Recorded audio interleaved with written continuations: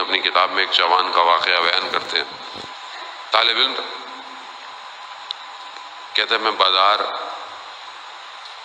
سے گزر رہا تھا تو ایک نامحرم پر میری نگاہ پڑی اور اس نے میری نگاہ کو کھینچ لیا، اپنی طرف متوجہ کر لیا. تصویر ظاہر ہے فریم میں آ جاتی ہے. ابھی بہت سے لوگ کہتے ہیں نیت اچھی ہونی چاہیے، نیت تو خراب نہیں تھی، میں دیکھ رہا تھا، تصویر تو آ گئی نا ذہن میں. تو اب رکیے گا، آج اس تصویر کو میں آپ کی صحیح کروں گا انشاءاللہ. تصویر تو آ گئی. اب وہ کہتا ہے کہ میرا ذہن اسی میں جذب ہو گیا. میں اپنے استاد کی خدمت میں گیا. استاد کون ہے؟ استاد وہ ہے کہ جو باطن کو دیکھ لیتا ہے. لوگ اپنے باطن کو دکھانے آتے تھے کہ میرے اندر گڑبڑ کیا ہے. کہتا میں جیسے استاد کے پاس گیا، میں نے استاد سے کہا کہ میری طرف میرا کیا حال ہے. کہا کہ میں تمہیں دیکھ نہیں سکتا، تمہارے ساتھ وہ خاتون موجود ہے. یعنی ایک نگاہ 40 سال کی عبادت کو ضائع کر دیتی ہے. ایک نگاہ.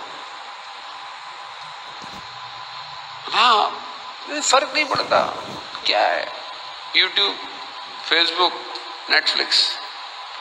نیت اچھی ہونی چاہیے.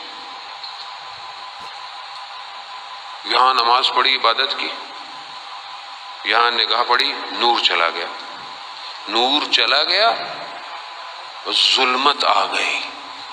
اور بعض اوقات ایسی ظلمت آتی ہے کہ عبادت کو بھی کھا جاتی ہے، تاریکی میں لے جاتی، نہیں ہٹتی. اس لیے امام خمینی نے کہا کہ ایک نگاہ نامحرم صدیوں کے فاصلے پہ پھینک دیتی ہے. ذہن میں بس گئی.